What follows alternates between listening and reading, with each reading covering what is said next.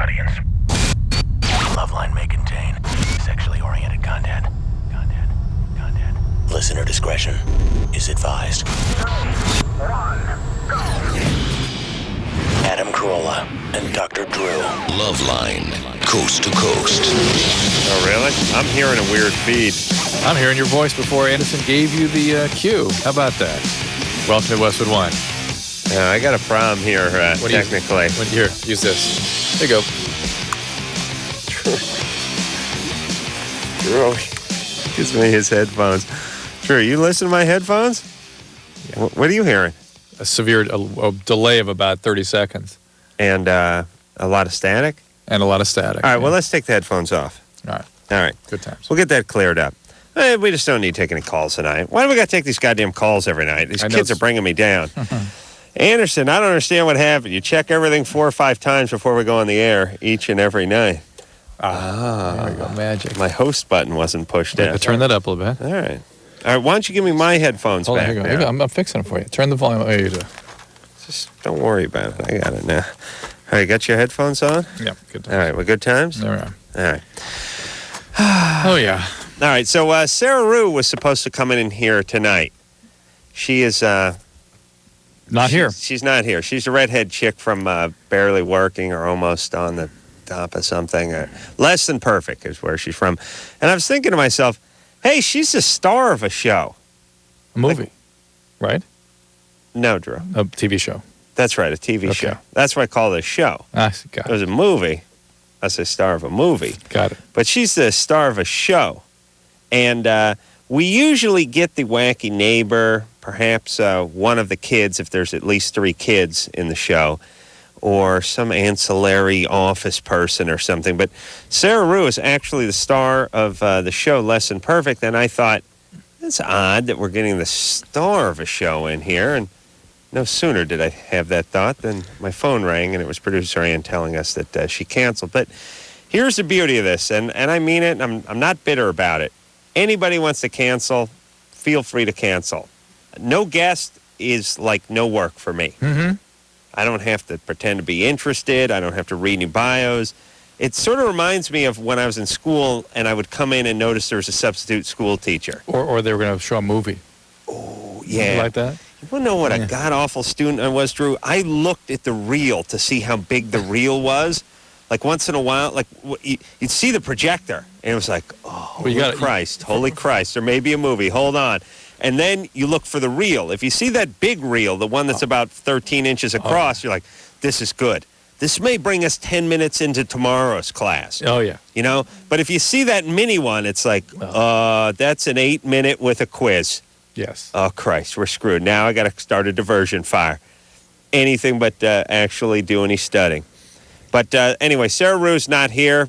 That's great. I'm not being facetious or vindictive or anything like that. I'm just saying I actually mean it. Yeah, whatever. It's good for us, Drew, yes? Good times. We get to know each other. Mm-hmm. You watch Saddam Hussein do his interview? I've been hearing about it, though. Well, first off, he's doing a lot of ass kissing, which I like in a dictator. You know, and another thing, there's a couple things. Okay, he was bragging that in 95 he was elected with 99.9% of the vote, and then in 2002 he got 100% of the vote. Now, to me, that smacks of strong-arm tactics. Like, now, you know, it's like if you get elected with 71% of the vote, I say, wow, this is a popular guy. Adam, he was the only candidate. I want to know how he got 99.5. How did that? People must have written in other candidates. And those people were killed probably. I think the couple voted for. He was the only candidate. Yeah, but you know, like again, back to high school, when someone would run for assistant treasurer, and they would run unopposed, right? They would still give their speech and say, "But I still need your vote." Yes, which I was always fascinated by because I always thought, well, if you vote for yourself, then isn't that a landslide? You're in. We don't have any choice but you. But anyway, he was bragging that he got 100% of the vote, which, again, like I said, smacks of evil dictator, does it not? Oh, absolutely. No, not all right. Yes. And also, he said we're currently bombing women and children. And somehow we're able to separate out the women. And truly, like if we were being bombed here in... Yeah. They'd pull out the women. The bombs specifically would ferret them out. Right. So we're currently doing that. Some other revelations. He did not lose in 90 and 91. They merely withdrew. And, it's a bunch of good ones. But anyway, in general ass-kiss mode, which I like to see. Because remember, 12, 13 years ago, it said we will feel the swift sword of justice as Allah brings it down across our infidel jugular. Yes. And now it's like, I think what Saddam realizes that Allah didn't seem to intervene. Like, it was like 13 years ago, he was cocky. He was like, hey, bring it on. I got Allah over here. Allah's just going to, hey, I mean, listen, you got smart bombs, you got bunker busters. That's fine. Allah is going to take them all out. Well, he didn't seem to intervene like 13 years ago, so now he's kind of relying slightly less on Allah, and he's a little more in ass-kiss mode, which is where I like to see him. Just brown-nosing all the way. Talking about how the Iraqi people love peace, they love the Americans, they want us to get along. He's really kissing ass, which you never see him do, so that's kind of nice. Interesting. Yeah. Although, not all right. Who knows if that was him? Yeah. I mean, he's using, could have Lots just of doubles. Could have been one of his doubles. Mike? Yes. I got to get a double to come in and do this show for me. Yeah, Mike like that. He's a big boy. Yeah, there you go. Mike? Yes, how you doing, gentlemen? Good, I'm doing good there, Mike. What's going on? Well, what's going on is I've got an erection problem. Okay. It's non-existent. Well, Mike, you're 60, yes? Yeah, I'm 60, but I didn't have this problem up until 2 years ago when they split me open for stomach aneurysm. That could have been it, right? Well, I don't know. I mean, I can get like a partial erection, but it doesn't. It doesn't stay. I do get aroused. What medication you on? I get those partials when I try to... Hazar. I'm on Biosopal, and I'm on one aspirin a day. What was the second one? Biosopal. I'm trying to interpret what that is. What kind of medicine is that? That's for high blood pressure. The Hazar is Hyzar. Yeah, Hyzar. Hazar. Can you, Mike? Yes. Are you a Jew? No, I'm Italian. You're not Jewish. No. Well, I'm wrong.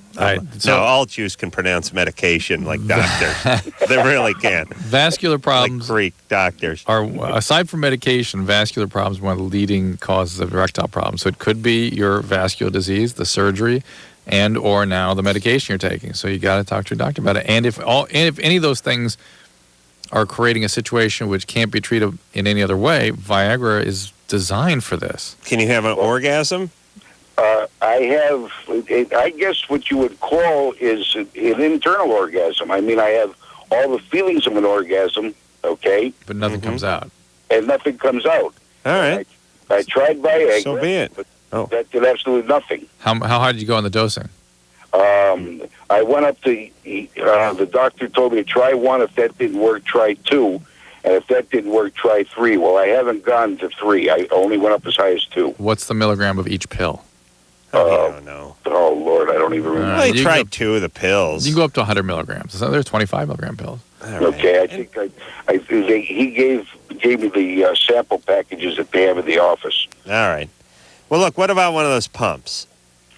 I went to the neurologist. Yeah. Okay, the neurologist is the one that suggested the Viagra. He suggested at first, putting an implant where it would stay erect. Yes. Yeah. Like Larry Flint. Larry Flint has one of those. And in the reservoirs in his sack, squeezes it 3 times, he gets an erection. 4 times his garage door opens. The other thing... Oh, yes. is... all right, Drew, you're out of thoughts. Yeah, no, you don't care. I'm lost. He's 60. He's got 1 foot in the grave. We got young kids to help. Right. Mike. But Mike, listen, there are injectable medicines right now that you use. That's sort of the next step, and that's what you got to be going. Are you married, Mike? No, I'm divorced. All right. I do have a girlfriend. You do. Okay. All right. Keep working on it. You're going down the right path. Yeah, you'll work it out. Hey, good times. Good times. Is he having a retrograde ejaculation? Sounds like he is. That doesn't sound so bad. Cleaner. Yeah. Neater, not cleaner, neater. Yeah, like the smokeless ashtray. Yeah. I wish I could get that going on. A retrograde ejaculation? Yeah. Remember those guys that talk about pushing up on the perineum there and directing on it the taint. backwards? You can work on that. I don't know. You know my thoughts about stopping anything that's due? That's due to come out? Yeah, like, you know, those people who sneeze, they go, and they actually pinch their nose off, and it hurts my eardrums. And I have like a sympathetic eardrum. Like, just, honey, go ahead and sneeze. They go like, it's like, let it fly. Just put your hand there. It's all right. Sneezing feels good. True? I'm just thinking how that pertains to semen. Oh, I'm saying But if something's supposed to be heading out of your body, let it and go. Let it you fly. grab it off, there's going to be consequences. Let it fly. Okay. That's right. Yeah, good times. Andrea, Hello? you're 18? Yes. I have a question. Like, me and my boyfriend have been together for a little while, and I don't think that, like, I'm the kind of person where I have a lot of high goals and standards for myself. Like what? Like, as far as I'm going to go to law school, and I'm going to be, like, have a lot of goals and be a high-achieving person. Mm-hmm. Uh-huh. And that's always been, like, one of my goals in life. To be a high-achieving person? Yeah. She's that's her goal. All right. Is to become a high-achieving person. I see. Not to Okay. achieve goals, but to become a high-achieving person. See? All right. I'd like to be one of those high-achieving persons, too. What are you doing now? I go to school. Where? I go to Cal State Northridge. Oh, well, see, now you got off to a little bumpy start there, didn't we, Andrea? Yes, we did. Yeah, you should have set your goals to go to a UC school instead of a state school. We will be transferring probably to Berkeley. The royal we? I predict 2017 is when that actually goes through. No. All right. When did you decide to become a high-achieving person? Well, like, my whole life, I've always excelled at... Well, how did Northridge figure into those dreams? Because Northridge figured in because I didn't get it. I wanted to go to school back east, and I applied to a bunch of schools and didn't get in, and so I was sad and decided to go to Cal State Northridge. Well, they didn't know about your dream? The schools back east didn't know you're a high-achieving person? Apparently not. All right. Well, look, I don't want to kill your buzz, but my mom went to Cal State Northridge, and that's how bad a school that is.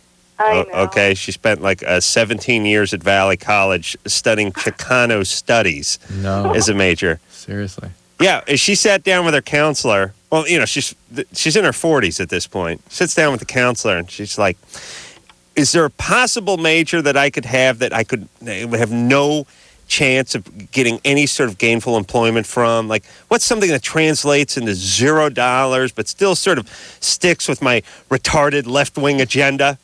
And the guy's like, well, what are you, Scotch and Welsh, a little bit Irish? How about Chicano studies? That seems like something your hippie buddies would be good for, and no one would be pressuring you to get a job once you graduated, because what the hell are you going to do?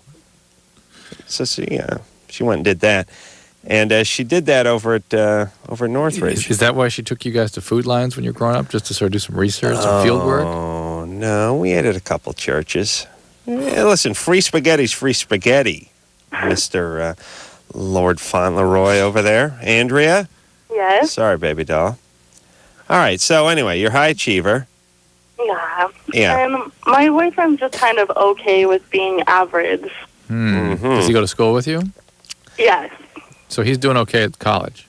He's doing okay, but he doesn't have, like, any kind of... He's like, I'll get out. He has a business major, and he doesn't know what he's going to do when he graduates in... he'll graduate in another year. And yet... He is a business major? Yeah. Yeah. At Northridge also? Mm-hmm. And what's your major? I'm business, too. All right. So is he doing seems well? like you're going to the same school and majoring in the same subject. Yes, but it's different. Like, he's like, I'll just go and work, because his dad owns his own business. And he's like, I'll just work for my dad and stay around here. And What kind of business? They own some kind of contracting. I don't know. All right. Well, sounds like maybe he's got a pretty good future ahead of him. I can't read this either. Or maybe No, you're just who not cares? into We don't this care. guy. You're not into this guy. Andrea, you don't like him. You're done with him. How long have you been together? Like 9 months. Yeah. 9 months. You're not into him. For whatever reason, there's something about, Yeah. he doesn't excite you, and his life's plans are a little different than yours, and Yeah, I he mean, wants to listen, stay there. You want to go out and see the This big world. loser wants to go to Northridge and major in business. She's going to Northridge and majoring in business. You clearly aren't right for each other. I mean, your worlds apart. Worlds. You know what I'm saying? Hmm. All right, baby. You're not into this guy. That's all. Okay. It's not a mover and a shaker. But, Neither is she. well, but she She fashions herself one. she moves and shakes her mouth about moving and shaking. That's her strength. Some people are doers, others are talkers, Drew. I'm a talker myself. Oh, yeah, I noticed that. And lover. No.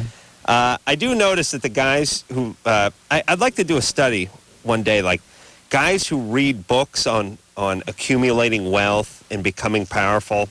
How many actually do something? Yeah, and I say the percentage who read the books are actually a lower success rate than the average guy who just doesn't read those That would make books. sense. Yeah, and the people who sort of talk about plans. Yeah. As a Guys who want to be businessmen, guys who give you that speech when they're 19, like, you working for someone else, you're a sucker. I'm going to work for myself. But they end up doing a bad T-shirt. They come up with some retarded T-shirt idea. Jimmy's brother. Uh-oh. Which one? Well, Jimmy is a brother-in-law. What time is it? You got time. Go. Where's Jimmy? Oh. He's in his dressing room He's right getting now. ready. He's not listening to this. Are you kidding? Are you Yeah, high? He's probably being fed grapes right now in Of his course. dressing room. Okay, Jimmy has his brother-in-law. It's Carson. He's a he's from Hawaii, so that's all you need to know. Got the in picture. the brains department. And he's sweet kid. Yeah. But, Love him he dearly. wants to do his own business, and so he had this T-shirt. Guys always, doofus guys get these T-shirt ideas. I'm going to come out with my own T-shirt. So for some, dumb guys are really attracted to T-shirts with writing on them. Yes. And it's usually stuff that has to do with their dork or some chick or some boobs or something. But he had one, and so he was going to do this sort of, it's sort of aggressive one. Like, who used to do that whole thing, that campaign? It would say, like, second place just means you join the losers behind me. Those kind of, like, real aggressive ones. Yeah. Like the ones where guys got a drawing of a pit bull on it and says bad to the bone. Yeah. Like, all right, I stay out of this guy's way. He's got a rendering of a pit bull on his shirt. I guess that makes him a badass. But so this guy had one that said, scars heal, losing doesn't. And I thought, I had to point out to him that really one of the definitions of scarring was that it didn't heal. He had about 3,000 of these things made up. I was like, you know what I showed him? I showed him my smallpox vaccination from 1965. I was like, hey, yeah, his name's Carson. I was like, Carson, you see this? Yes, just the same as it was the day they gave it to me. What do you do? Well, I guess he had difficulty moving those shirts. I evidently was the first person to step up with this tidbit. But it also doesn't have any lyric quality to it. You know what I mean? At least there needs to be a sort of a little Yeah, rhyme but the or idea is it's supposed to consonants. be aggressive, and you're supposed to. My God. The thought behind it is yeah, you may take a spill or a tumble or get a black eye or what have you. That all heals, but losing doesn't. But I get the. Ironically, using scar and Drew, the definition of a scar is just a wound that doesn't really heal. Yeah, I mean, it's a remnant. Yeah, something that stays.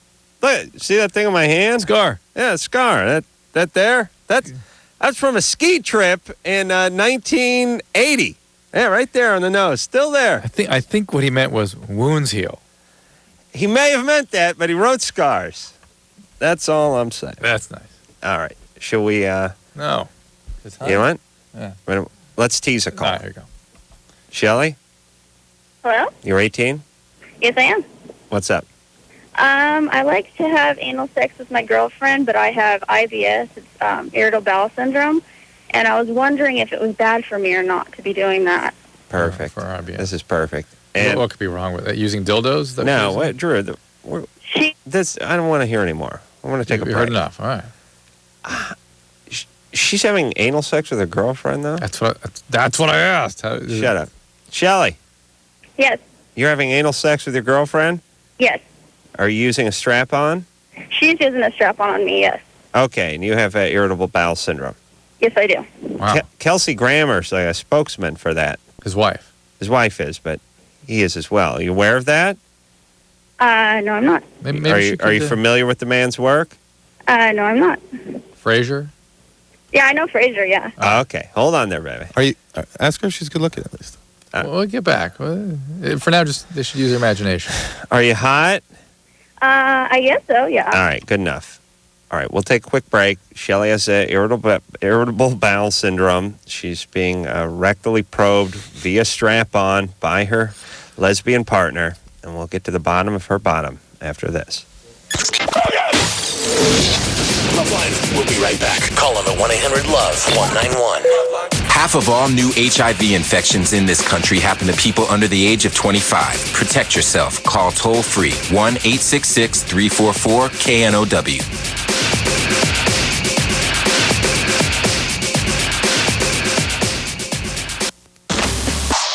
LoveLine with Dr. Drew and Adam Carolla, 94.7 NRK. LoveLine, NRK.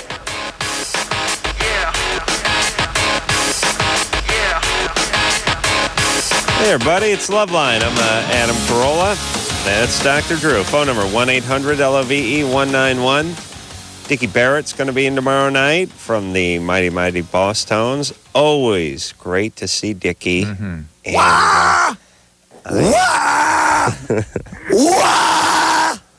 Yeah, he will. He'll be doing that tomorrow night for us, and I guarantee he'll be in here. All right.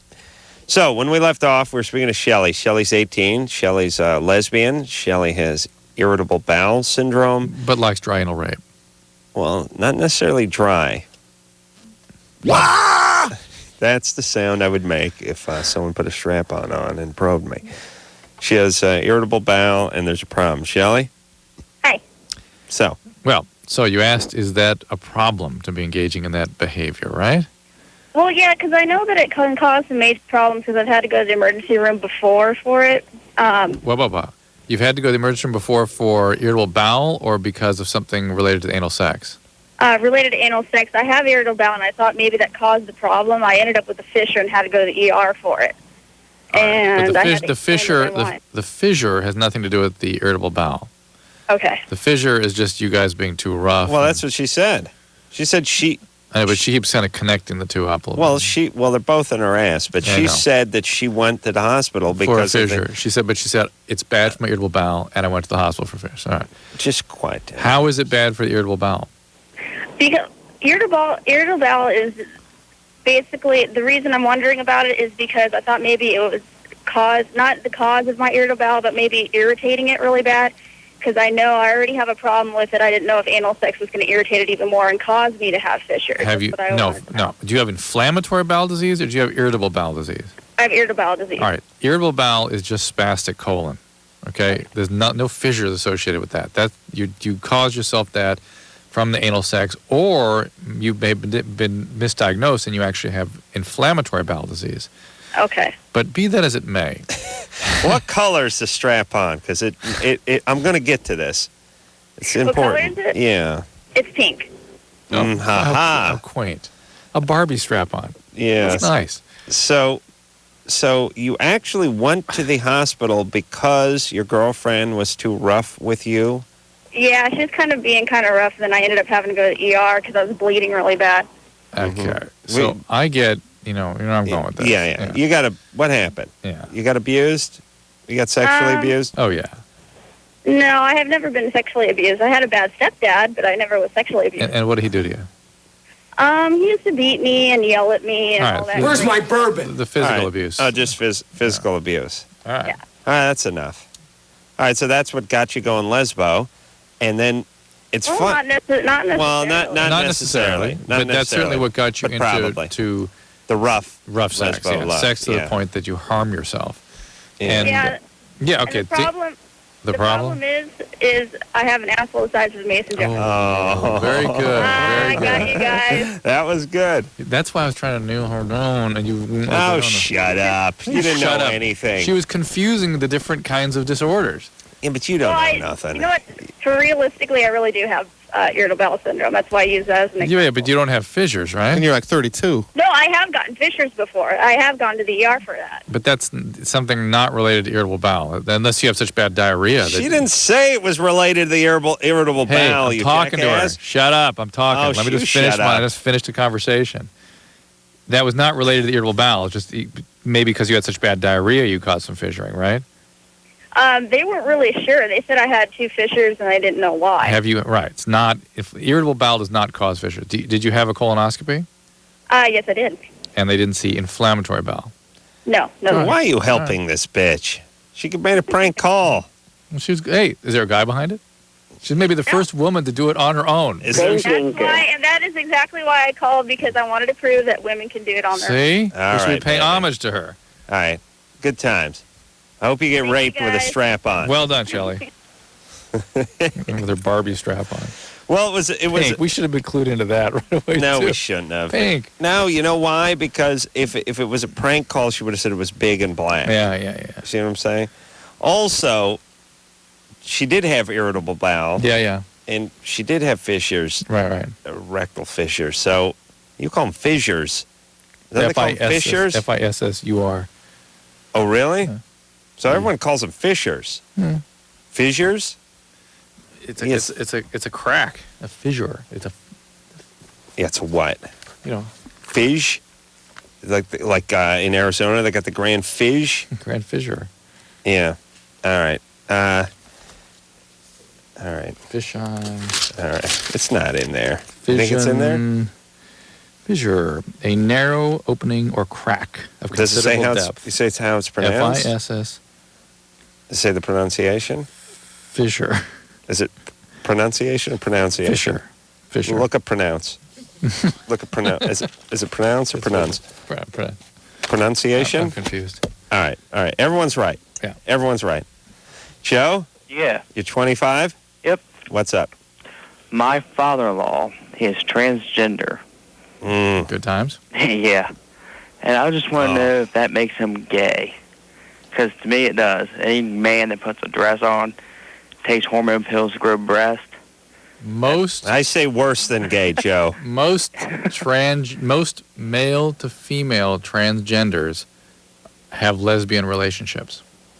Okay. So isn't that weird? They go from male to female, and then they hook up with a chick. That's how peculiar. When I started treating those people, I like had a diagram, and my brain wouldn't process it. It's like, well, you go to become a female, and then you go back to women. It's like, yeah, right. But if you think about it, if there's something about lesbians that attracts you, the person, right?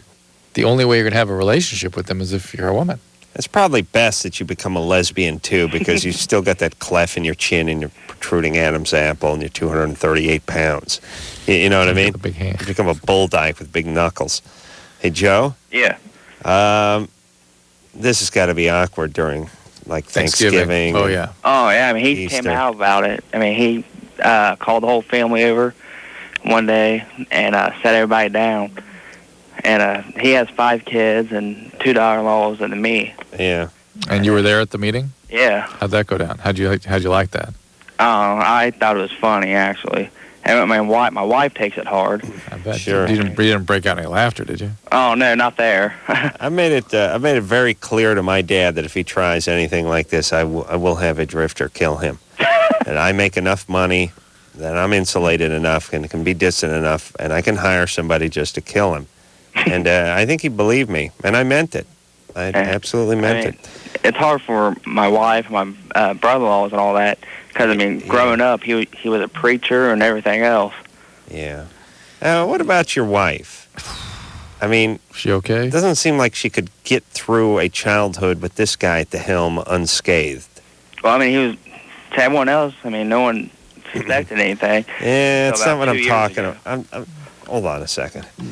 First off, as you know, I want hyper religiosity. I want it classified as a mental disorder. Any priests, not so much the rabbis, because they're not really into it. They're like, yeah, you want to be a rabbi? You can be one. Yeah, you chicks, you be a rabbi. Everyone could be a rabbi. We don't buy into this stuff too much. We just don't want teacher. Rabbi is a Jew going, I don't want to be a doctor. I don't want to be a lawyer. I don't want to piss my mom off. I'll be a rabbi. That's your only choice. If you think about it, it's really just to shut their parents up because they don't want to go to med school. Wouldn't you say, Drew, seriously? Oh, yeah, I'd say so. Yeah. I mean, I'm not talking about every rabbi. I'm talking about, 95, 98% of them.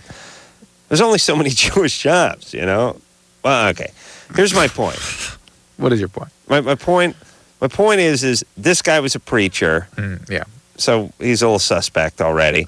And then he goes and is transgender now and all that. So just having all that emotional what stuff. did he do to her? I'm not saying he molested her. I'm just saying, what was it like growing up? There are a lot of people that are transgender, and we don't have callers calling with emotional consequences in their interpersonal lives. You know what I mean? We don't hear a lot about that. So it's probably not a big deal. But it means you have a tormented parent at least. But All right. Joe? Yeah. How's your wife doing? Well, she saw a psychiatrist about it when he first came out about it. Yeah, but just in general, is she doing all right? Can she have an orgasm? Does she cry when you get on top of her? No. Stable relationship? Yeah, I mean, we have a good relationship and everything. Everything's good? You have any kids? Yeah, we have 2. Ooh. What do you do now? 2 grandmas, or how's that work? What do you tell the kids? You got 3 grandmas and 1 how's that work? Well, my kids call him Papa, so, I mean... Papa. Yeah, I mean, they're young enough. They're 2. One's about to turn 2, and the other one just turned 4, so they don't know no different. It's right in between there. Like grandma? It's not Pappy. It's not Grammy? Oh, they call him Papa, so... They're he's Grandma, normal. Papa. Yeah. All right. All right. Okay. Okay. All right, Joe. It's good times. Good times. Yeah. You're doing fine, buddy. What are you doing? You operating some piece of equipment? No, I work for a high school. All right. What do you do? Custodian. Good job. I heard keys jingling. Yeah. In my mind, I heard keys. All right, it's good times. You got to look at the chicks every once in a while. Oh, yeah, there's some hot ones here. Yeah. You go and you got Yeah. All right there, buddy boy. All right. All right. Even you got spooked. Didn't want to go down that path. Nah, say he's got all the keys. He goes in the locker room once in a while. God. Take a little look around. Nothing wrong with that. All right. You got to have some perks in a custodial job. I never actually saw, you always kind of knew the custodian at the school because he had all the keys. Right. And he'd just be walking up and down the hall. Sometimes they give him that trash can with the wheels on it. That's a bad sign, by the way, when you got a trash can with wheels on it. Yeah. Better, more dignity just to drag a trash can than to have the wheeled one, because the wheeled one means it's like that's your wheelchair. You're never getting out. It's your desk. Yeah, you're just pushing this thing all over the place with a broom in it. But I never actually saw any custodians do anything. Did you ever see them actually doing it?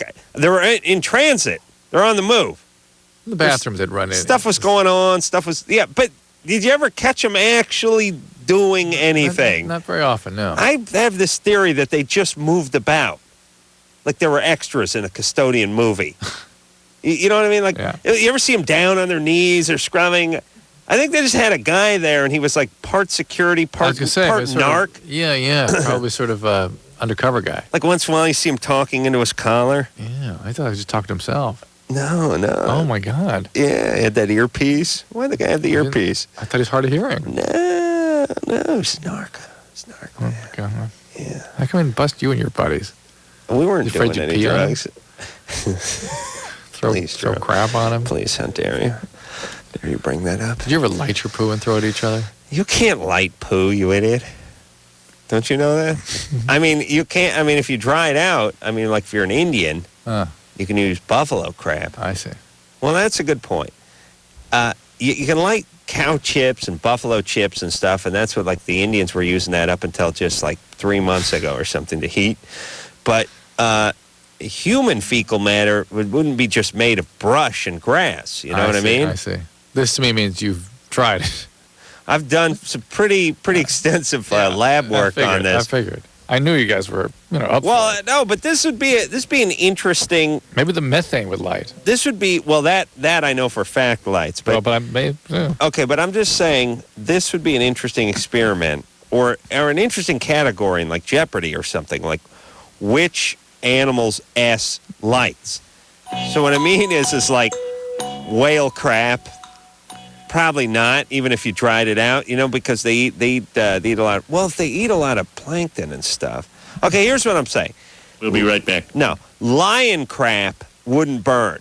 Because all carnivorous. It's all carnivorous. Again, unless the bacteria are producing a gas that continues to be emitted. Yeah. Yeah. I got to look into this now. I know.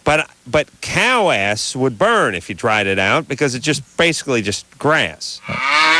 And what about someone who was, let's see, you got your carnivores, you got your carnivores. Come on, Omnivores, herbivores. omnivores. What do I got to tell you the stuff you're supposed to know? Because I was thinking about... Now you're thinking about nothing. No, I was thinking about insects that eat wood and cellulose. Maybe stop thinking about insects when I'm trying to get herbivore in there, would you? All right. Herbivore would be able to light. Carnivore, not be able to light the Duke. And omnivore, every other crab would light. Every third one. That's what I figured out. All right, let's take a break. We'll be back. LoveLine will be right back, so get your problems ready. LoveLine on 94.7 NRK. We'll be right back in a minute.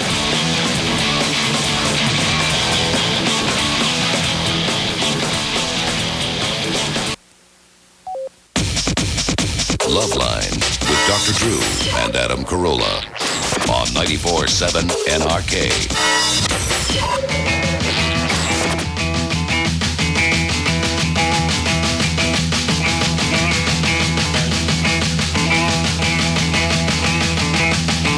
Hey, everybody, it's LoveLine. I'm Adam. That's Dr. Drew. Phone number 1-800-LOVE-191. All right. I'm going to have to get my buddy Larry Flint on the horn and explain. Well, I don't know if it's Larry, but I was just looking at a Hustler.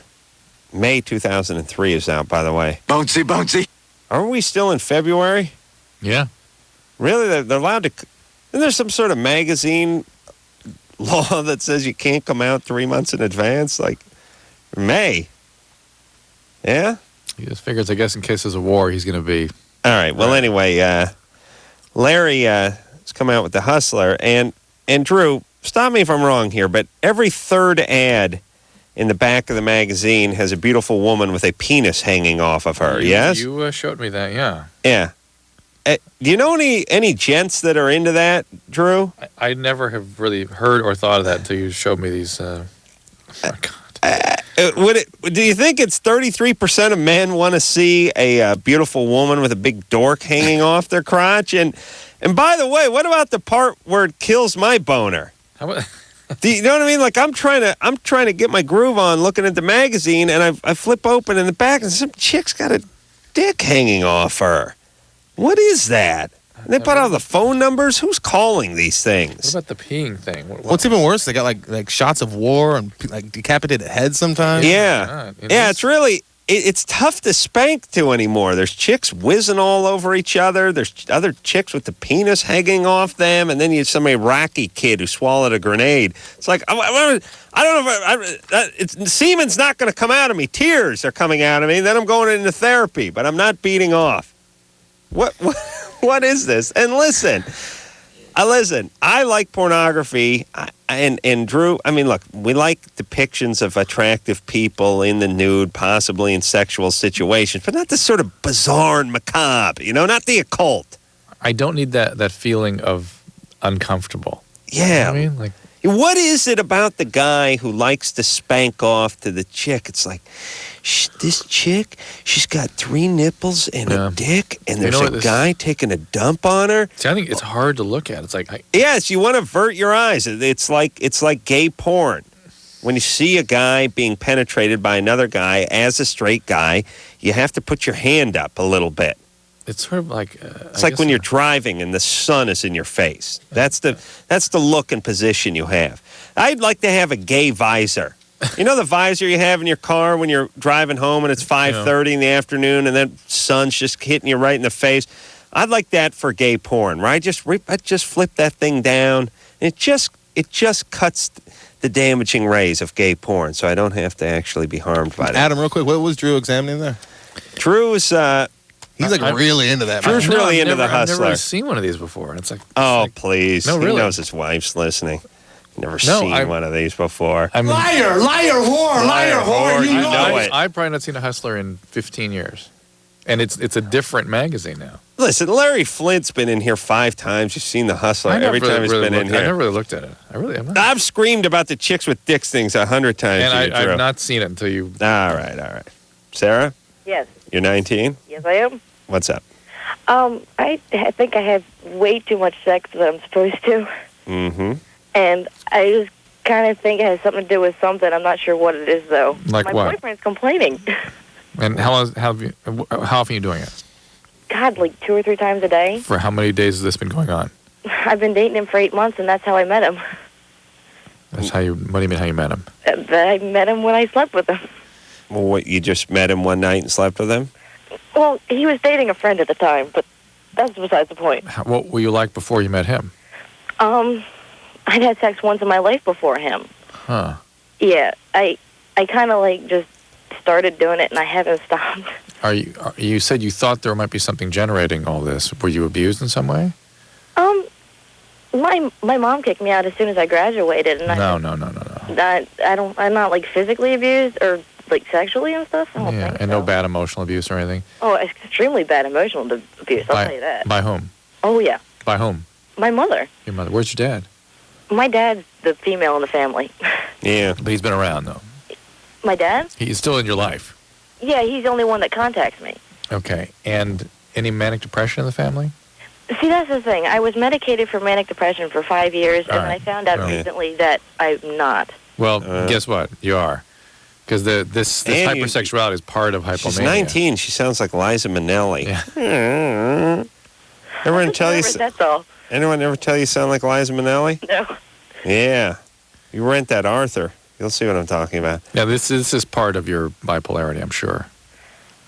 Are you positive, though? Because I found out that I'm not. Well, how did you find out you're not? What does that mean? Well, I went to a doctor because I've been living at home or out of home since like over a year now, and I went to the doctor because I was on lithium and Risperdal and Wellbutrin, and I went off it on my own. When did you stop it?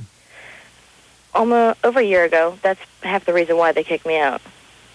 Well, look, it takes about a few months for your mania to get going again. Magically, 4 months after you stopped your medicine, you're hypersexual, your speech is all sped up. She said a year ago. Here we go. Yeah, but 4 months later is when she became hypersexual with this guy. She's been dating him for 8 months. All right. And you got to get back on. How did they know you weren't bipolar? They pulled you off the medicine and you became manic. I mean, it's crazy. When I was on it, though, I think I was more depressed than... Then you need to adjust it. And people who are bipolar always miss their manias, and they don't take their medicines properly because they, don't want to have the problem, convince themselves that they don't have it, or they just like being manic and take the medicines and they go back into that phase. They miss their manias. Yep. Meaning the medication stabilizes them, no highs, no lows, and they miss the highs. Mm-hmm. All right. Well, I would too. But the highs can be very uncomfortable. Uh-huh. I mean, there's a very narrow margin from being fun to having the lid blow off. Right. Anthony? Yeah. You're 21? Yep. What's up? Okay, I talked to you guys about a year ago. I drive for an escort agency. Yeah.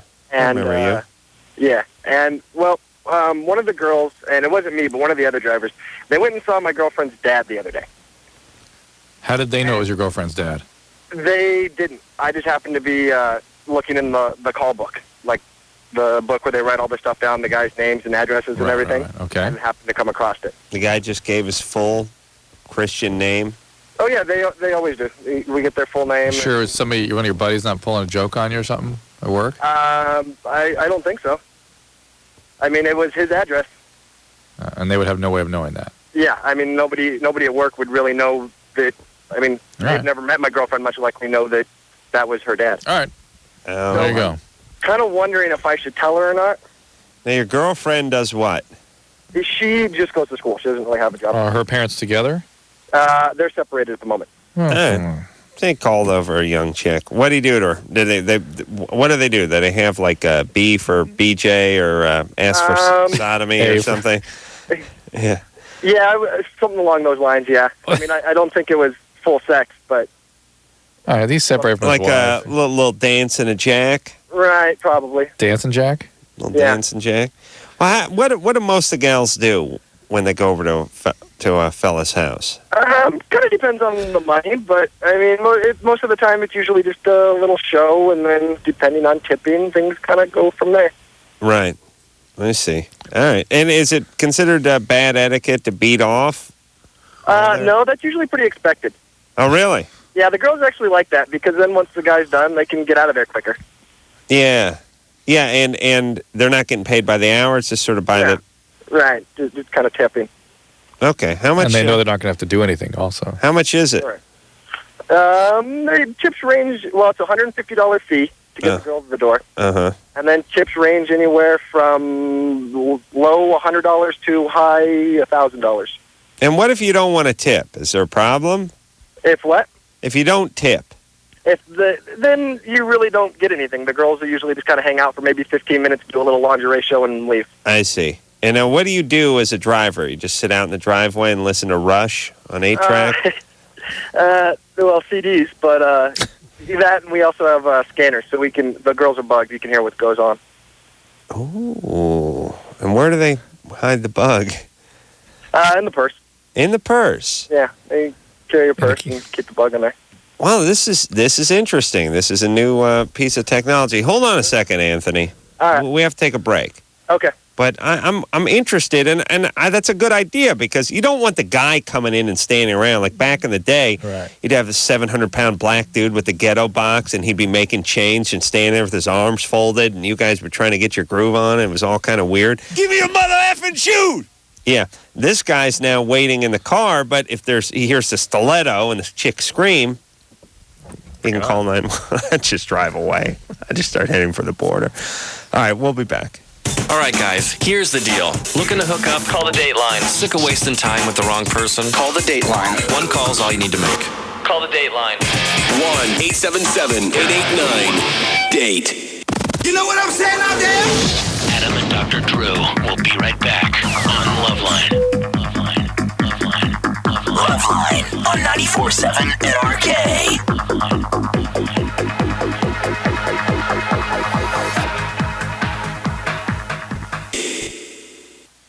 LoveLine on KNRK, Camas, Portland.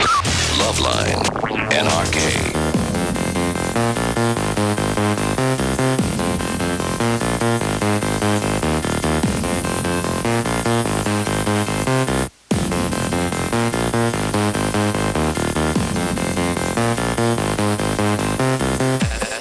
Hey, everybody, it's LoveLine. I'm Adam. That's Dr. Drew. Phone number 1-800-LOVE-191. Dickie Barrett will be in here tomorrow night, lead singer of the Mighty Mighty Boss Tones, and great all-around guy. So be good to catch up with him. All right. When we left off, we were speaking to Anthony. Anthony works as a driver for Escort service. He had a problem in that his girlfriend, who does not work for the Escort service, her father, who's separated from her mother, he found his name and address on the books, meaning an escort went over to his pad.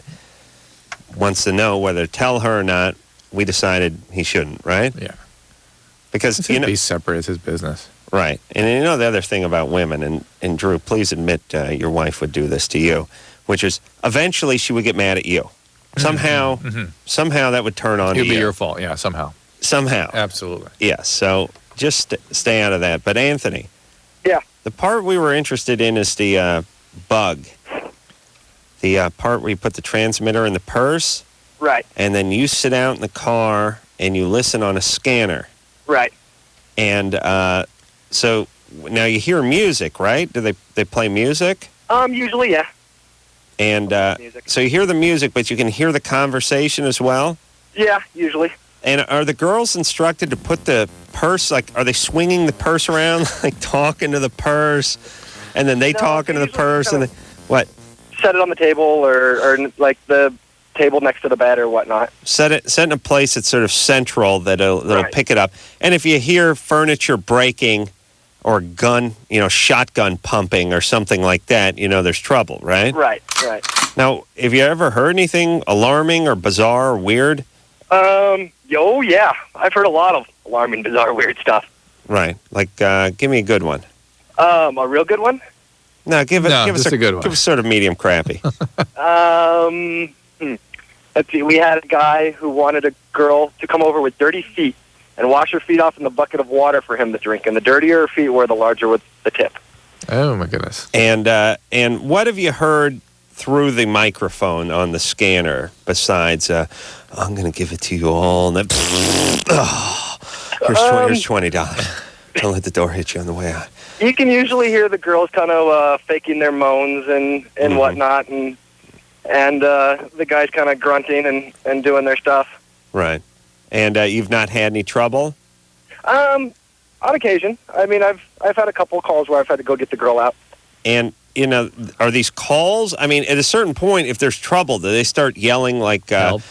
No, they would yell like Snowman or Raven or something. They would have They say, like, driver, come to the door. And they're yelling it into the purse. Right. And you would come to the door. Right. And what happened? What if the door's locked, though? Well, if it's locked and you can't break into a window to get in through, then you just kind of have to pound on it until the girl can unlock it. And, I mean, seriously, if you heard a shotgun pump, you just start the car and head out, Well, no, right? I do carry a gun on me when I work. You do? Yes, I do. And what's happening to them when you run in there? What's happening? He hasn't had to do any of it That yet. they want out. But he said he'd had them call to get them out. Yeah, well, usually we get them out before anything really bad happens. Mm-hmm. A week ago, we had a girl that got thrown on a bed. The guy grabbed her and threw her on the bed and wanted his money back, and the driver went to the door and pounded on the door, and she unlocked it, and he walked inside, and they both left. All right.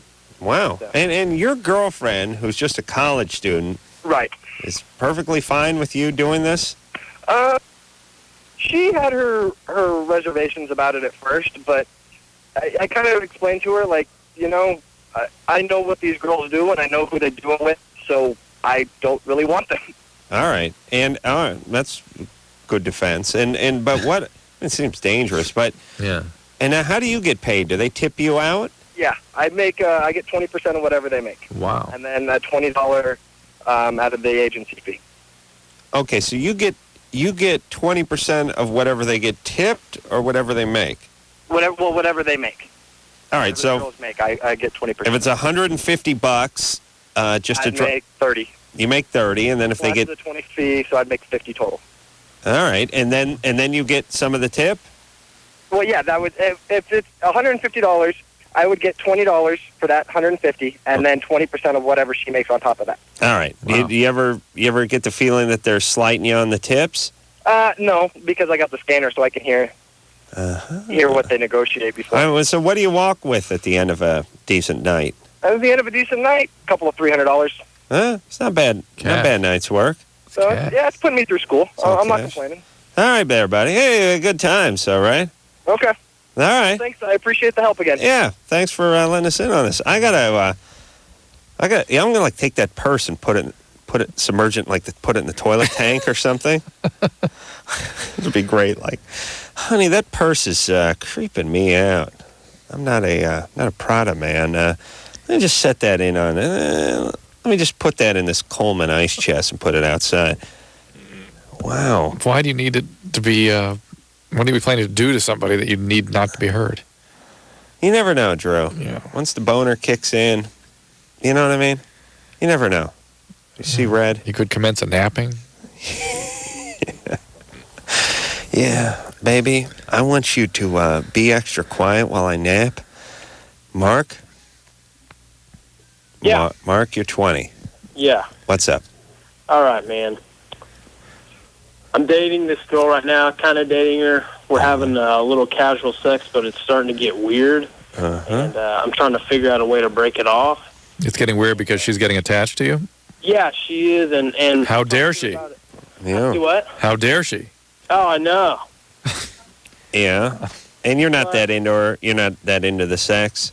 Well, I am. Like, whenever we're having sex, like, she like starts to get really rough, and like the sex is awesome, but and she's really hot. It's just I don't want a relationship, and she's just kind of, she's kind of weirding out on me. Why don't you want a relationship if she's really hot?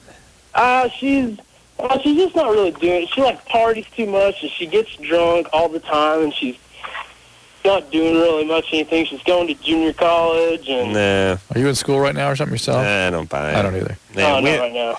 we don't really buy it. Right on. It's not fitting. Now, see, Mark, here's the deal. You're 20. If she's really hot and really into sex, then you're riding that pony until it collapses. You're not looking to cut her loose. Well, see, the free booty it's rocking. Like, I love it, but I just, been weird. You haven't told us yet what she's doing. All you're doing is getting a bunch of free, great sex. And what is she doing? Well, she'll call me up, and she'll be like, hey, why don't you come over? There's a party tonight. Oh, how dare she? Oh, my God, I can see why you want to leave right away. Well, but she's got all these friends, and her friends are kind of trashy.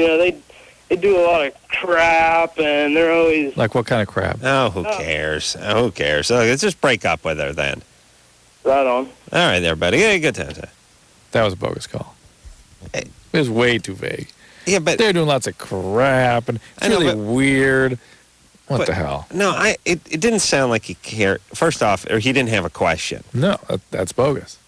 Yes, but it was so much of nothing that... But if you're going to make a bogus call, aren't you going to pick an angle? No. Our callers are too stupid for that. He didn't care. All right, who cares? Oleg? Yeah? You're 16? Oh, yeah. Here's the deal. Every time, I look at porn, usually what turns me on is when women are, peeing. Oh, see, Adam?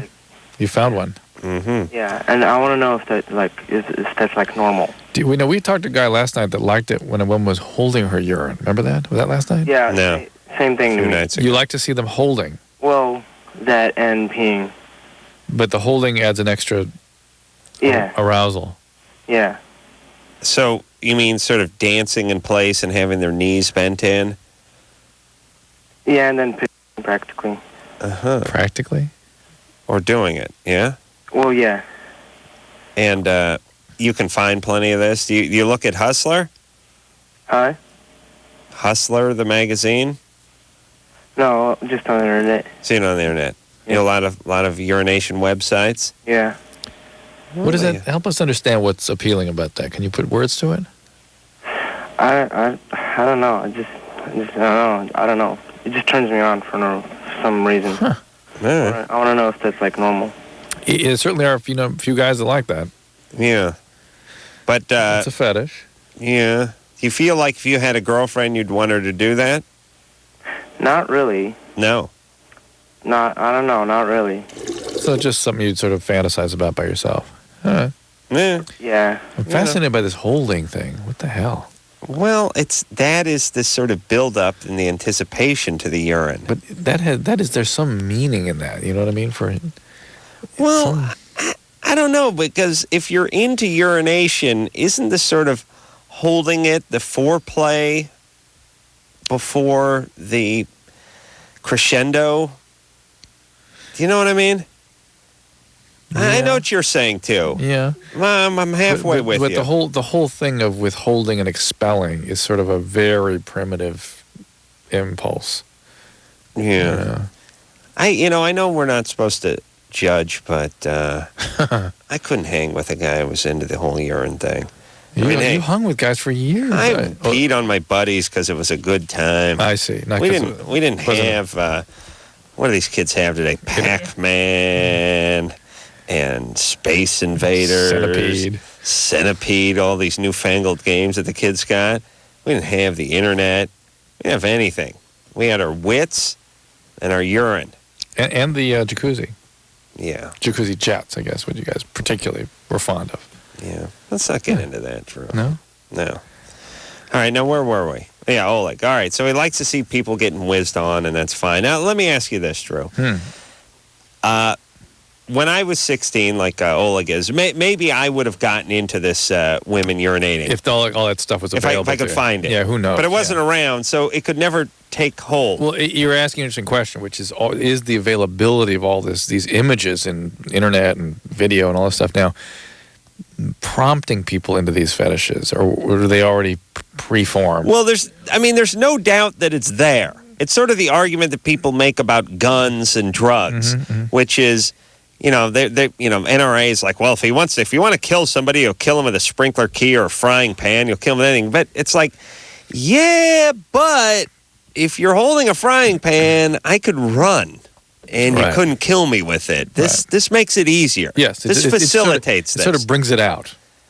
Yeah, and I'm so saying it probably doesn't cause it. It just sort of causes it to surface in a more. But if there's a seed of it there, it fertilizes it and waters it. Yep, I think you're right. So ultimately, everyone's going to be able to sort of realize, and it's the same with drugs in the sense that it's sort of the legalization argument, which is, I don't do coke, I won't go out and buy any or whatever, but if you drew me up a line, I'd probably do it. You ready? Yeah, I'm saying. Do you have any coke? No? Sorry. Oh. Yeah. Well, here's some speed. All right. Oh. What's that? You got some, Anderson? I got some in the car. Really? Good. Oh, yeah. No, I don't. Now, you don't have any in the car, but I bet if we looked around the car, we could get something together. We could get at least an 8-ball. We could do the night. Yeah. Whatever's between the driver and passenger seat. Between the transmission hump and the driver's seat. I bet there's something in there in Anderson's car. Melissa? Yes. You're 20? Yes, I am. You're dating a 28-year-old guy? Yes. And what's up? Every guy I've ever been with for the past 4 or 5 years, in one way or another, has hurt me. Yeah. What kind of hurt? Well, started out, my aunt was married to this guy who molested me. Mm-hmm. Shortly after that, I got with my son's father, dated him for 3 years, abused me, caused me to lose our second baby at 5 months pregnant. That's sad, but probably good for you in society. Definitely. All right. The next guy left me for my best friend. All right. And the next guy was a baseball player who turned out to be a crackhead. All right. Well, here's the deal. You're choosing a lot of abusive guys. Right. Once you've been sexually abused like that, you get wired in such a way as to form attractions for people that are going to abuse. Right. So now you've chosen multiple abusers, and then you also will sort of interact with those abusers in very characteristic ways sort of that were established as a result of the abuse in the first place. Right. You won't be mature in your dealings with interpersonal stress. You'll deal with it in sort of primitive ways that were left behind by this abuse. Okay? All right. So now you have a son. A son who's 3 and a half. Oh, always so sad because the girls become strippers, but the guys. Not me. No, I have more respect for my. No, I mean your daughter. Right. But the sons just become bullies and then go to jail. From a societal standpoint, I like to see more strippers. That's all I'm saying. Right. All right. Now you're dating a 28-year-old guy who's what? Who has been married, is divorced. He got married at a young age, and it just didn't work out. He's very well-to-do. He has a very good job. Hold on a second. She's calling from Illinois. Yeah. What do you think that very well-to-do, very good job dollar amount is? 45? 50? No, 45. Now, I'm guessing the very well-to-do part is someone kicked off and left him like half a condo. But the good job, I say, under 60? Yeah. Under 60. All right. Melissa? Yes? What's he do for a living? He works for a law firm. Mm-hmm. But he's not a lawyer? No, he's not. He works with computers. At the law firm? Yes. What's he pulling down a year? The bracket I know for sure is like $100,000, but that's not important to me. $100 an hour? $100,000. $100,000? Yes. All right, that's good money. Yes, it is. But that's not important. Not for me. I couldn't live. I can't live off under 1.5 a year. That's now my new thing, Drew. Okay. I wouldn't know what to do. I'd be destitute. That's so sad. I mean, I'm literally a millionaire. All right. So is he abusing you, or is he a bad guy? No. My question is this: in relationships I've been in, I've never had patience. Like the guys I dated, started dating right away. Yeah. This guy's not looking for anything serious. However, we've had 6 dates in the past 3 weeks. He opens the door for me all the time. He always pays for things. He don't take me to Burger King or anything like that. Mm-hmm. He takes me to fine Italian restaurants, something I'm not used to. Olive Garden? No, like these Italian restaurants. Okay, fine Italian. But he's not looking for anything serious. But yet he says if it turns into something more, he's not going to push it away. And he recently went to Alaska for work, and he said while he was gone, he did a lot of thinking, and he said he wants to make more time for the important things in his life rather than the not so important things. So my question is, being that I've never had any luck and I've never had any patience, do I continue on giving him the time that he needs, or is he just like probably every other guy out there who's just going to run? All right, well, hold on a second. First off, he works for a law firm. He went to Alaska for work. Mm-hmm. So it's like, this is the people versus Nanook, or like, what's going on in Alaska that he's suing Old Man Winter or something? Like class action lawsuit? He works for a law firm with computers, and then he does independent consulting on the side, like with stuff. He went to Alaska to tape the Northern Lights. I don't know if you're familiar with those or not. Yeah. And I've never heard of that. The Northern Lights is like... No, we know what they are. Aurora Borealis. As I tell my wife, because I'm horribly condescending to her, once in a while we'll be watching Jeopardy, and she'll go, do you know the answer to this? And I'll go, do you know the answer? And she goes, yeah, I know the answer. And I go, then I know. Because if you know anything, rest assured I know it and knew it first. Such a prick. Oh, my God, how does she live with you? I make the big bucks, that's why. Oh, yeah. Literally a millionaire. That's and why. humble. Humble's the days long. It had nothing to do with, it's like He was consulting for the Kwakiutl Indians. The potlatches were sort of falling apart. They were suing. I understand. Oh, I know what happened. One of those blankets made of sealskin that they throw the tourist up in the air with. It ripped. And they broke her collarbone. Yeah. All right, well, listen, Melissa. What sounds like it's happening is you're starting to fall for this guy. Yes, I am. But you're worried you're going to get hurt again. Definitely. And he's made it clear that he's not looking for anything, which scares Drew and I. A little bit, yeah. Also, you got to look at it this way. Look on the bright side. If he did fall for you and continued opening doors and treating you like a queen, you would sabotage your relationship. I was going to say, the more you want to leave, the more you want to sabotage, the better a guy this is. The more we think you ought to stay. Okay. Because your impulse is going to be to stay with and be attracted to abusive guys. And when a guy who's genuinely available, that's when you're going to find reasons to leave. But this guy's not available. He might be. He might be. Why did he say he's not looking for anything serious? Because he wasn't. Now he's coming around. No, but hold on a second. Who makes this declaration early in a relationship, especially if they're attracted to somebody and they're going out with them on multiple dates? Yes, you? No. Nerdy guy who has newfound money and sort of prestige and stuff. He's still doing kind of a nerdy thing with them. You know what I'm saying? Why did he say he wasn't looking for anything serious? Okay, well, like I said, he's 28. He was married. He was with a girl for 6 years. They were married for his divorce was only final, I believe, in 1998. So it's that's it's 5 years ago. What kind he just doesn't want to make the same mistake twice. What kind of stuff is he into? He got divorced 5 years ago. What's he into for hobbies? What does he do for hobbies? Yeah. He plays in bands. Mm-hmm. Hold all on. around the Chicago area. Clarinet? No, he plays the drums, the guitar. Drums. What kind of music? Whatever bar, he'll go to a place, whatever band's playing, whatever music they play. And where'd you meet him? At the bar? What? You were I'm dancing? not old enough to get into the bar. Well, where'd you meet him? I met him on the computer. Actually. I don't know. Something suspicious. Something troublesome. Okay. So here's the deal. I'm going to wrap this up. You got to get therapy for your past abuse. Yep. And you got to do it on behalf of your child. Okay. Because this little boy looks at you and your mommy, and I know you've been through a lot and you don't feel up to the task sometimes, but you have to be there for him, right? Definitely. All right, so you got to get yourself in order with this guy or without this guy. And that'll leave you in the best shape to be with him or to be without him. Okay. So you can keep pursuing this relationship.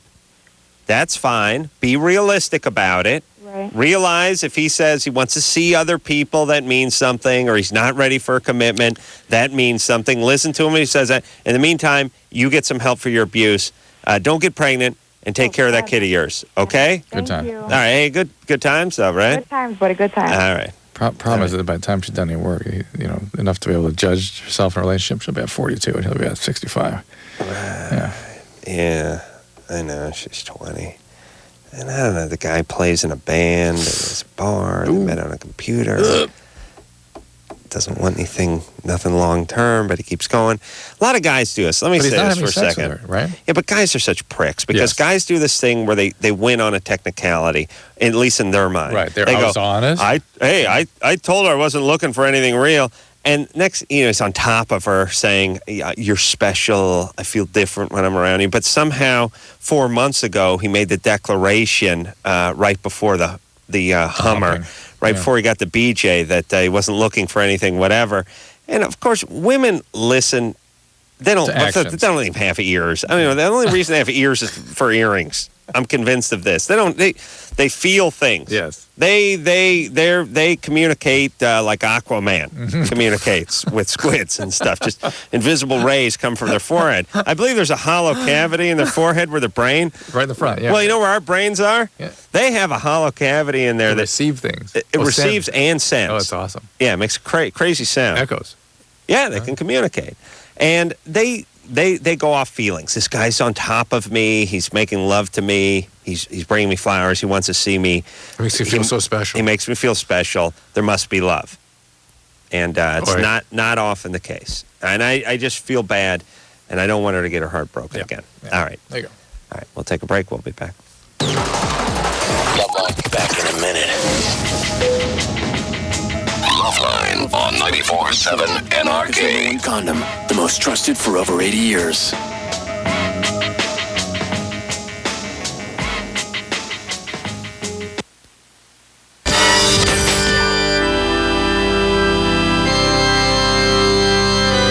Hello, my name's Dickie Barrett. My name's Joe Gittleman. We're in the Mighty Mighty Boss Tones, and you're listening to LoveLine with Adam Carolla and Dr. Drew. Yeah. I love this song. Yeah, Dickie will be in here tomorrow night. I don't know if he's bringing Joe with him or not, but Dickie, producer Ann, says no. I think it's Dickie. Yeah. So he'll be in here solo, and that'll be good. And maybe we'll get together and have a little lunch or something as we normally do. Just a great guy. Good guy to hang out with. Why aren't they on the Kimmel show? I don't know. Maybe we'll see about the Boss Tones being on the Kimmel show. Andre? Yeah. You're 25? That's right. What's up? Well, I've been dating this girl for the last 7 months, and when I play with her nipples, she has milk come out of them, and it's been going on for the last 6 months. Is she on any medication? No, she's not. And it's kind of strange, and I don't know. At first, I thought she was pregnant, but that is the number one reason. Number 2 would be medication. Number 3 and 4 really are hormone problems like hypothyroidism. The pituitary gland can have a tumor that creates prolactin that can cause breast milk production. And then just stimulate the breasts by themselves can get breast milk going in some Is that women. number 5? That's number 4 or 5, yeah. No, 4. Oh, 5. So they're all 3, 4, 5 kind of run together in terms of probability. Do you like this, Andre? I mean, it's interesting. Well, some guys are into it. They have magazines for that. It's a little different, but at first I thought she was lying to me and just telling me, She needs to see a doctor, okay? Oh, yeah? Yeah. Well, maybe she is pregnant now. 6 months? Oh, Nah, yeah. she hasn't grown at all. Right. Yeah, you're right. All right. Tumors in the pituitary, thyroid needs to be ruled out. And you need to make sure she's not taking any medication. All right? Okay. All right. Thank you. All right. Hey, Andre. Yeah. What were the 2 things Drew said? She needs to check on, go to a doctor. But specifically, what did he say? It's a gland, something to do with the gland. Right. Good times. Tumor in the what? And it could have to do with the medication she's on. Yeah, if she's on it. All right. And then thyroid. Thyroid? And it can also happen from stimulation. So if you stimulate the nipples enough, it can make it. But that's pretty rare. Right, that's pretty unusual.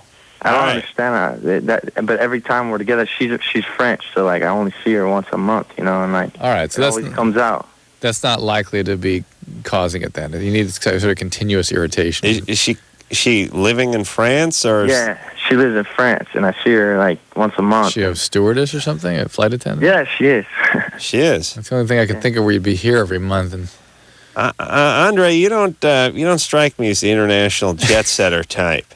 Well, actually, I live in Los Angeles, but... Oh, well, then Adam, how wrong you were. Color me wrong. Actually, I am a jet setter type. You are? Yeah. What do you do? I work in the film industry. I see. What do you do in the film industry? Distribution. So I go to the different film markets. You go to that Cannes Film Festival? Yeah, that's right. That's pretty crazy, right? I see that on E! Yeah, I met her after one of the film festivals, and so we've been together ever since. And you know, what do you do, Andrea, for the distribution? Does your dad own that company? No, he doesn't. I sell films internationally, sell the rights. All right. You're a salesman. Yeah, well, I mean, I work in distribution, so yeah, I guess you call it sales. You sell any big films that we've heard of? No, probably not. A lot of B movies. All right. Well, you know, good times, though, right? Yeah, but, you know, it's just been a new experience to me. So Yeah. I told her since, you know, LoveLine's around that I call and find out because she's concerned about it herself. All right, take her to the doctor. Good times. That's right. Wow. So that's how the film industry works. I don't like when dumb guys are leading better lives than me. I get angry. Happens a lot, huh? Almost all the time. Wonder if he knows some of the answers on Jeopardy. I don't think so. If he does, then I know. You know him. That and telling her she was bringing home the bacos. That was in my head tonight for some reason. I was walking her home thinking, bringing home the bacos. That's what he tells his wife. No, my wife said, I said, I was running late for this show. I said, go upstairs and get me my mucklucks and sweatpants. I'm getting into the shower. You didn't say, get them, bitch? No, not yet. Not That's yet. a couple years down the road. I get into the shower at 9:28. Yeah. And I need my stuff waiting for me because I get dressed as I'm moving toward the front door like a fireman, you know? Yeah. And so I said, go upstairs, get the mucklucks and the sweatpants, and whatever you do, make sure you got a T-shirt, the same one I wore the last 3 nights. And she said, you go get them yourself. And I said, listen, I bring home the bacon. Now go get those sweatpants. And she said, I bring home the bacon too. And I said, no, you bring home the bacos. I bring home the bacon. There's a big, big difference. You have those little tidbits that are colored like bacon, but no, you can't live off them. You just sprinkle them on a salad. All right. Adrian? Hello. Hey. Hey, I don't want to make you, repeat anything, but when did you get married, Adam? It's been about 4 months now. Wow. Longer than that. Wasn't that August? No. September? September. But early, right? September? I don't know. Very October, sad about November, that. December, It seemed like January. it felt like late September. Medium late? Oh, shut up, Drew. Don't argue with me. I know my... Just asking. 4 months. Well, it was 4 months. It was 4 months and 10 days or something. I listen to you guys all the time, and obviously I haven't been listening lately because the way I found out you were married, Adam, is I saw you on Star Search. Isn't that sad? This is sad that he was on Star Search. Yes, that was I saw sad. that ring, and I was like, oh, my God. Oh, my God. What if I had done Star Search? Think what you would have done to me. The abuse you would have just... But you were Hostile. funny, Adam. Why? I was funny, right? Yes, you are always funny, but I just couldn't believe you were married. Yeah. Broke your heart, didn't it, baby? How long were you engaged? I don't know. Well, why are you making it so hard on yourself? Why are you twisting the knife? I listen to you. I don't feel like I've missed that many months of the show, and before you know it, you're married, and I'm really flabbergasted. Well, listen, you keep talking, everyone's going to know. All right? Okay. All right. And you're all the way up there in Seattle, right? Yeah. And here we go. Okay. You're a heroin addict. Let me tell you my policy about travel with the marriage thing. I told the old lady, that ring, it don't make it through the metal detector. You know what I'm saying? Yeah. You're not wearing it tonight. Yeah, I was boxing today. I took it off. Okay, so here's my question. When I have sex with certain individuals, I can ejaculate, to an amazing degree, and it's the most amazing thing. And I cannot do it to myself, and I also don't do it with people that I really care about. But yet there are certain individuals that I have no emotional connection to that make it happen to such an extreme that it is... All right, but it's not been with someone you've been in love with. All right, Drew, you're thinking the same thing I'm thinking? What? Well, that she has intimacy problems and she doesn't want to give that away? It's more... Well, it's not a conscious thing. It's that there's a certain amount of shame, and when you truly expose yourself when it counts with someone you really care about, it's too risky, and so you can't risk being open sexually and intimately, as Adam is saying, with someone that the stakes are high. Yeah, but again, not a conscious thing. No, it's not. You're deciding. All right, not to. so Just you won't let yourself. This means one of two things: either dad split early, or he Dad's the coolest dad in the world. He's right in my life. But the strange thing is there's mom? one guy that I truly care about that I've been on and off with for like almost 10 years that it does not happen with, but yet I feel like I'm so free with him, and I've done more crazy things with him than anyone else.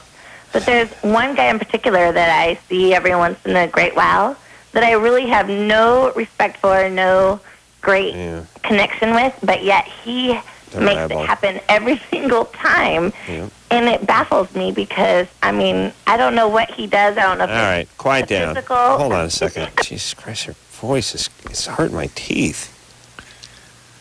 Maybe he just bangs her so hard, you see, he wants to, like, mute her or something. Like he's trying to bang the voice out of her. Oh, my God. So if it's one guy, it's probably something he does. You know what I'm saying? Yeah. It's the physical thing. So, Adrian. Yes. Your dad's great. Everything's good there. Yes. And no losses early on. Mom's good. Yes. Everything's They're happy. still married 40 years. Everything's happy. Yes.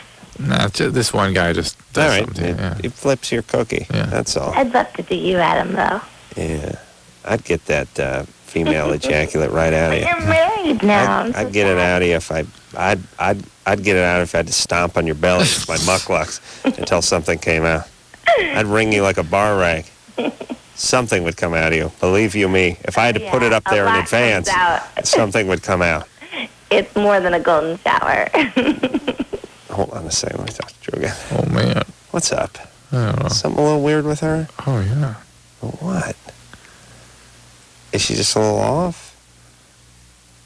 I can't figure out because she doesn't give us anything on the history. Adrian. Yes. Are you into, like, astrological signs and that kind of stuff? No, not at all. I don't even believe in God. Good girl. What do you do for a living? I work with electricians. Doing what? I'm an apprentice. Really? Yeah. You pulling conduit and Romex and all that stuff? What? What is it with people who call this show can not know anything about whatever job they do? Conduit, Romex, EMT? I work on, like, printing electrician type stuff. Within, like, presses and stuff. Oh. All right, baby. You doing okay? Yeah. All right. All right, why not? Yeah, all right. So the one guy's good and the other guy's not good. But I want to be able to do it to myself. Well, how about a vibrator? It doesn't, I still can't ejaculate. All right. Well, that's you. You have to kind of work on it. I mean, that's not something that's going to, that's a difficult thing to achieve. With somebody without, whatever. You got to kind of work at it. Yeah. Yeah. Women are such a vagina's like a Rubik's Cube. You just see, you just can never dial that thing in. I think she's just a different kind of person. It's just, it's really like a character. Yeah. No, I mean, no, you're right. You're right. Not everyone's nuts. They just have different, they're sort of qualities. different breeds. Yeah, different qualities. Different energies. Yeah, she's fine. Yeah. See, that's a good example of somebody who wasn't abused, isn't disturbed, who just has their own funky energy. Yeah. All right. And what's different, she has relationships that are reasonable, satisfying for her. And, you know. Okay. All right. We'll be right back. Hello? Who's this? This is LoveLine. 1-800-LOVE-191. LoveLine will be right back. This is LoveLine on 94.7 NRK. Call LoveLine. 1-800-LOVE-191. LoveLine. With Dr. Drew and Adam Carolla on 94.7 NRK. Hey, everybody, it's LoveLine. I'm Adam. That's Dr. Drew over there. All right. I'm not going to give you the phone number because I don't want you to call Dickie Barrett from the Boss Tones tomorrow night. All right. Traveling down that home stretch, Drew. Marcy? Yeah. 17? Yeah. You want to know how to get rid of ex-boyfriend? Yeah, he's becoming kind of obsessed with me.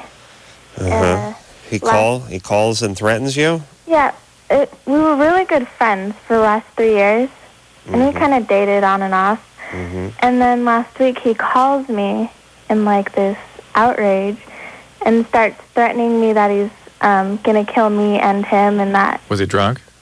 I don't know. I think that he's starting to do coke. Yeah. How old is he? He's 18. And why did you get together with him after being friends with him for 3 years? Well, I don't know. We're really close, and How old is he? he's 18. 18, sorry. Drew was so busy waving his coffee mug around for one of his squires to come fill it up, they couldn't hear the question I'd asked only moments earlier. Sorry, Marcy. I apologize for Drew. Well, also when he was talking to me, or yelling at me, he was telling me that I'm the one for him, and that he should get a chance. And then another second he would be screaming at me how he hates me. Well, if he's loaded, all bets are off. Don't try to make sense of what he's saying if he's particularly high in stimulus. All right, so if he's threatening to kill, is he going to kill himself, then you, or you, and then, oh, no, wait a minute. Right. He's got to kill you, then kill himself, right? Yeah. Right. And I think I had an uncle who had the plan to kill himself, then kill his girlfriend, and it didn't work out? Well, he just killed himself. Oh. I think he fell toward her. Oh, okay. Well, yeah, good plan. All right, so Marcy, if he does that, you got to call the cops because this guy's making a threat against you. Yeah. You do. And he may be getting out of control with his drugs, and he may be suicidal. Yeah, it's to protect him as well as yourself, right? Where are your parents? They're here. They're home. Can you tell them? They know anything about this? No. Would they help you? Well, they know who he is, but would they help you if you told they heard about all this? yeah, I think my dad would probably want to take care of it. What does that mean? Well, he'd probably want to go and have a talk with him. Yeah, but this is not just to protect you. This kid needs help. Yeah, that's why I'm afraid to say anything to him because I don't want him to hurt himself. Yeah, but Marcy, you got to take this away from you and put it in the hands of people who can help this guy, which is law enforcement and mental health system. Your dad's not going to be able to change this. He may be able to push him back away from you a little bit, but if you have nothing else you feel you can do, call the police and to give a report. What about your dad? Would he do anything when you were a kid? Yeah. Really? Is that some bully or something? I never told them about stuff like that, but yeah, I'm sure they would. My dad was such a pussy. I'd look at him and just go, eh. I was like 9. I'd look at him and go, you lazy sack. You're no good to me. Find someone who's good for me. Yeah. Did you? Find somebody? Yeah. Yeah. You know what I found? Who? Yeah, me. But you hung out with all those other kids. Mr. Bacon. Oh, yeah. No, I had friends. What was the brothers? What were their names? The Bailey brothers? Or which brothers? No. The Black brothers? Yeah, what were their names? What brothers? There were 2 brothers that you went and hung out with and played football with all day. And my black friends? Yeah. The Boyd brothers. Boyd brothers, yeah. Yeah. My stupid mom. My mom would drop the... I played Pop Warner football with Henry and James Boyd, and they lived in the ghetto. And my mom would drop me off there. It was all part of that 70s sort of, Chicano studies major, I'd get dropped off in the ghetto for the entire weekend, which was fine with me because I was 9, didn't know what the hell was going on. But I'd just be walking right down alleys and into parks and stuff, wrestling with the Boyd brothers and eating grits and ham hocks and stuff, like crazy novelty black food, and big fat single mom running around, drunken older brother. It was perfect. It was like every black stereotype there was. But yeah, we loved each other. We had a good time. We just played football all day long. They called each other nigger. Everyone, all of them, brothers, friends, all of them, all the time. This is 1973. Yeah. 1974. I pulled out the N-word at some point there after getting a little too rambunctious, and everyone stopped and looked at me. It was great. I've been hearing them call themselves nigger for so long that eventually just came flying out of my mouth. And then it was like, we're going to kill you. Yeah. Get you. No, it was Get that Corolla kid. No. You gotta stop saying that, please. It was just more, woo. What's that? I keep recording it every time, and I'm going to have a collection, so stop saying that word. Nigger? Stop. Well, I'm just saying that's what the Boyd brothers called themselves. They called me that. I called everyone that. That's all. They're good guys. It was nice. I was reading in the paper then when I was in high school that one of them was like All City somewhere else. And cool. yeah, it turned out fine. What happened to those guys? They're in prison. Oh. Sarah, Yes. you're 19? Yes. What's up? Okay, I have my best friend. We've been best friends for 12 years. Mm-hmm. We got together 3 years ago. We were together for 2 years, and we're engaged for a year now. He got into a car accident, and it paralyzed him from the waist down. I'm young, I have a lot ahead of me still. Mm-hmm. And it's going to be so hard, he's going to need help for the rest of his life. That's a lot of extra baggage. And How long ago did this happen? about 6 months ago. Mm-hmm. And I'm still with him, but it's hard, and I don't know what to do. You're calling from Lodi? California? Lodi? Yes. Yeah. Lodi, isn't that You don't have Rush that Town or much ahead of you. You're You're in Lodi. That'd be a good gig for you, pushing him around for 30 years. Are you getting out of Lodi? Yes. All right. You know that Creedence song? What song? The Creedence Clearwater song. Revival? No. Yeah. Stuck out in Lodi again? Huh? No. Okay, hold on a second. Drew, Yeah. was I saying it to you? I don't know who I was saying it to, but I'm always amazed at people. Like, I'll talk to some chick, and she'll be named Sheila, and I'll go, hey, you know that Tommy Rose song, Sheila? And they'll go, no. That's sweet little Sheila, no. People have their sort of wheelhouse for cultural information, music, movies, that kind of stuff. If you don't make reference to their sweet spot, it doesn't exist. Yeah, but here's what I'm saying. I know she's 19. She's not a big Creedence fan. Yeah. But Never heard of Creedence. Creedence Clearwater Revival is a fairly large band. You're like some guy referring to the Glenn Miller Orchestra sold in the millions of 40s records. when you were that All right, well, age. listen, jackass. When I was... Okay, all right. Now listen to me. This band is like 25, 30 years old. Okay? 35 years old. Well, okay, they started in the later 60s, but they made it in... That would be 45 years old. All right, quite down. They made it into the 70s. All right, 35 years. Okay. Now, when I was 19 or whatever, I'd heard of Tommy Dorsey and Glenn Miller, Les Brown, and these guys people. have heard of the Doors and the Beatles and the Rolling Stones. Yeah. Won't you start agreeing with me, you idiot? I'm saying she lives in Lodi. You would think they would still... Creedence has a song called Stuck Out in Lodi again, and it was a popular song. You'd think it'd just be buzzing in every song. And every one of those sort of Central California cities is still listening to 70s music. Yes, So, and it's probably playing in every gift shop in Lodi. Yeah. Yes, sir, Miss Corolla. Thank you. Sarah? Yes. Now do you know this song? Yes. That's right. That's right, you do. All right, so he got in an accident. He's paralyzed from the waist down. He was your fiance or just your boyfriend? Well, we've been a fiancé for a year and a half. You know what? I don't think that it's just that he's paralyzed. I think this is a youthful relationship that is now being stressed. And when reality sort of creeps into an idealized relationship, it doesn't work. And I think if you had met him as an adult and you saw each other for who you were and you had a real mature relationship and something happened to one of you, you'd probably commit to one another. But this relationship wasn't about that. This is sort of a puppy love that you've had forever that you've sort of protected and turned into something.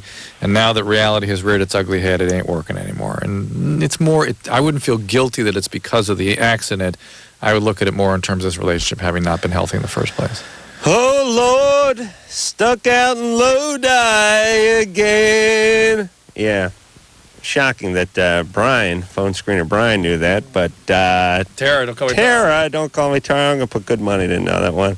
No. And no, and I'm going Anderson no. Anderson too, no? On that one. Yeah, Anderson doesn't. You know Creedence? Yeah, I know the name, but I mean, if Brian knows it, I don't really want to know it. See? Have you heard of Creedence Clearwater Revival? Yes, I've heard that. Intelligent people being punished by retarded elitists. All right, we'll take a little break. We'll be right back. All right, guys, here's the deal. Dateline. You looking to hook up? Sick of wasting time with the wrong person? Dateline. One call's all you need to make. Call the Dateline. 877-889-DATE. Call the Dateline. Oh, yeah. Everybody now. LoveLine will be right back. LoveLine on 94.7 NRK is brought to you by Car Toys.